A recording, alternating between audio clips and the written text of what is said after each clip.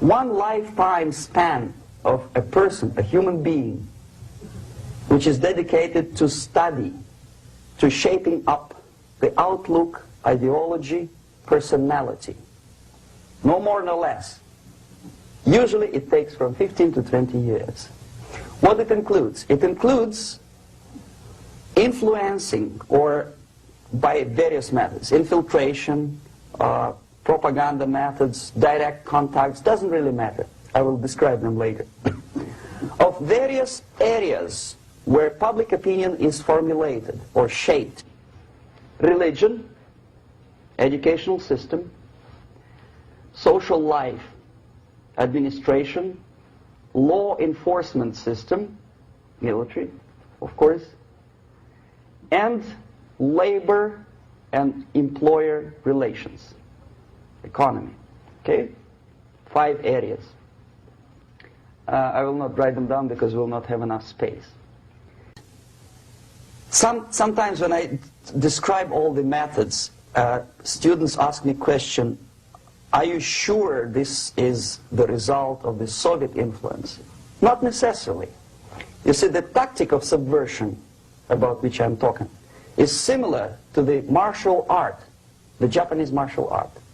If some of you are familiar with that tactic, probably you will remember that if an enemy is bigger and heavier than yourself, it would be very painful to resist his direct strike.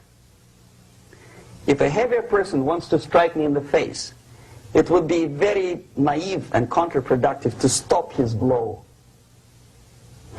The Chinese and Japanese judo art tells us what to do. First to avoid the strike, then to grab the fist and continue his movement in the direction where it was before, right? Until the enemy crashes in the wall. You see? So, what happens here? The target country obviously does something wrong. If it's a free democratic society, there are many different movements within the society. There are obviously, in every society, there are people who are against this society. They may be simple criminals, ideologically in disagreement with the state policy, conscientious enemies, simply psychotic personalities who are against anything. Right? And finally, there are a small group of agents of a foreign nation, bought, subverted, recruited. Right? The moment all these movements will be directed in one direction, right? This is the time to catch that movement and to continue it until the movement forces the whole society into collapse, into crisis, right? So that's exactly the martial art tactic. We don't stop an enemy. We let him go. We help him to go in the direction we want them to go. Okay?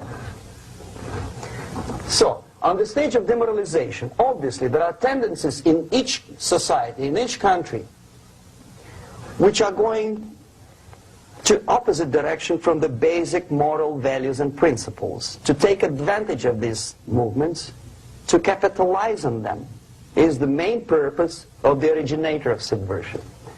So we have religion, we have education, we have social life, we have power structure, we have labor relations, unions, and finally we have law and order. 1, 2, 3, 4, 5, 6. Okay? These are the areas of application of subversion. What it means exactly? In case of religion, destroy it, ridicule it, replace it with various sects, cults, which bring people's attention, faith, whether it is naive, primitive, doesn't really matter. As long as the basically accepted religious dogma is being slowly eroded and taken away from the supreme purpose of religion, to keep people in touch with the supreme being, that serves the purpose. Therefore, replace it, accepted, respected religious organizations with fake organizations. Distract people's attention from the real faith and attract them to various different faiths. Education. distract them from learning something which is constructive, pragmatic, efficient. Instead of mathematics, physics, foreign languages, chemistry, teach them history of urban warfare, natural food, home economy, your sexuality, anything, as long as it takes you away, okay? Social life. Replace traditionally established institutions and organizations with fake organizations. Take away the initiative from people. Take away the responsibility from naturally established links between individuals, group of individuals, and society at large, and replace them with artificially, bureaucratically controlled bodies. Instead of social life and friendship between neighbors, establish social workers institutions. People who are on payroll of whom? Society? No. Bureaucracy. The main concern of social workers is not your family, not you, not social relations between groups of people. The main concern is to get the paycheck from the government. What will be the result of their social work doesn't really matter. They can develop all kind of concepts to show to the government and to the people that they're useful. Okay, away from the natural links, power structure.